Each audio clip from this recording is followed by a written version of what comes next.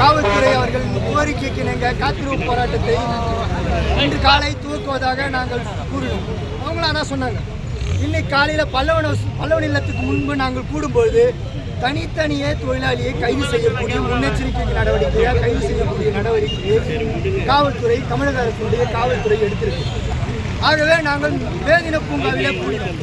வேதின பூங்காவில் அந்த நிலையை காவல்துறையை கையாண்டு விதத்தால் இதை மக்கள் மன்றத்தில் தெளிவிக்க வேண்டும் என்ற அடிப்படையில் நாங்கள் இன்று சாலைக்கு வந்தோம்.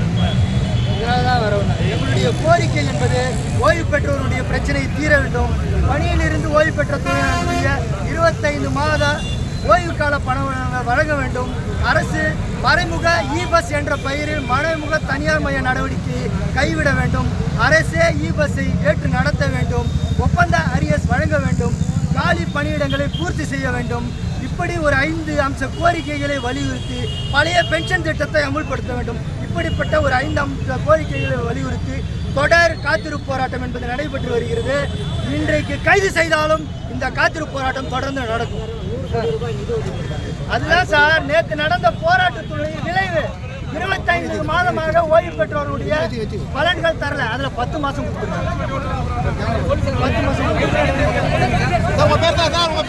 பாலாஜி மாநில துணை செயலாளர் MPC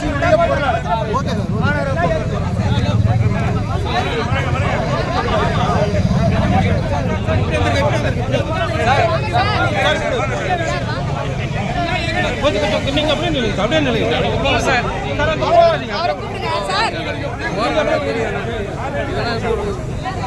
கையெழுத்து சார்.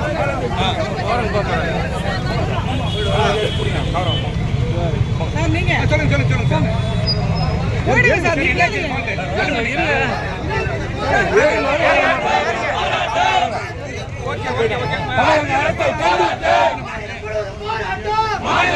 போராட்டம்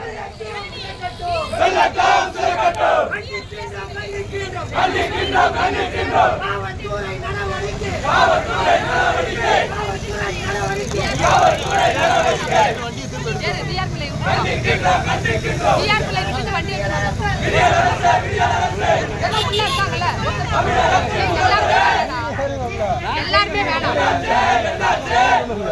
பின்னாடி 2 பேர்